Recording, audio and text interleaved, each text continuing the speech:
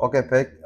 Saya lanjutkan untuk aplikasi KKN-nya yang ada di dalam SSO.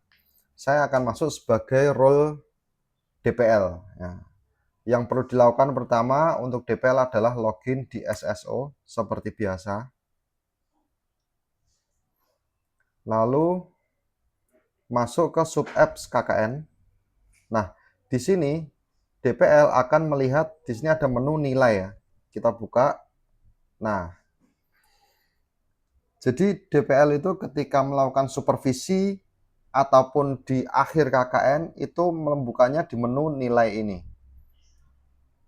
Ketika di tengah-tengah, DPL itu bisa melihat riwayat presensi anggotanya. Nah, di sini DPL Andri Triyono ini masuk DPL kelompok 1, yaitu di daerah Ngerombo. Dan di sini ada list anggota, list peserta KKN-nya di kelompok 1. Di sini ada kotak nilai. Di sini juga ada total kehadiran sampai hari ini atau sampai ketika supervisi. Dari tanggal awal sampai tanggal akhir muncul di sini, dan jika tidak mahasiswa A, B, C ini tidak presensi, maka ada tombol silang merah, ada simbol ya, simbol silang merah di sini, dan kalau presensi ada centang hijau seperti ini. Dan akan di count di sini. Ini totalnya 1 masuknya, dan ini belum masuk sama sekali, belum presensi sama sekali maksudnya. Ini ada 0, 0. Nah, dan di sini juga bisa melihat visualisasinya. Jadi di sini ada visualisasi untuk presensi mahasiswanya. Jadi bisa di zoom out, zoom in misalnya, lalu klik tahan, tarik gitu. Kita bisa pengen melihat lebih jelas. Dan juga ini bisa kita kelompokkan. Misalnya kita geser di sini.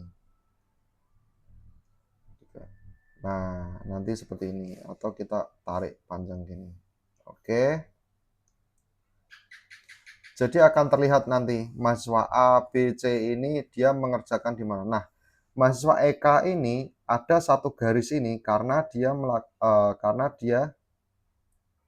sudah melakukan presensi sekali ini, dan dia ketika presensi ini dia memilih prokernya itu adalah sosialisasi e-commerce itu misalnya. Nanti kalau dia temennya juga melakukan hal yang sama, akan muncul garis-garis juga. Jadi kita akan melihat proker mana yang banyak dikerjakan atau siapa saja yang mengerjakannya. Seperti itu. Bisa dilihat di sini. Dan juga nanti di kolom nilai itu kita bisa memasukkan misalnya nilainya 90. Tinggal kita pencet tab saja, lalu akan tersimpan gitu ya.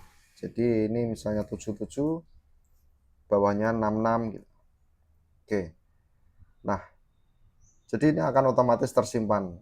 Lalu tugas DPL untuk memantau dan memberi nilai sudah selesai.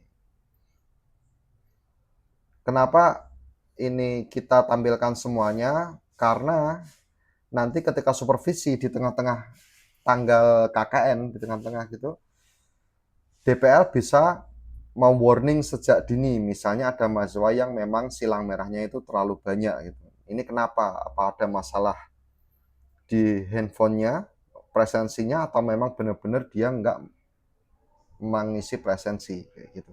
Jadi bisa kita warning sejak dini. Mungkin itu saja untuk yang DPL. Terima kasih.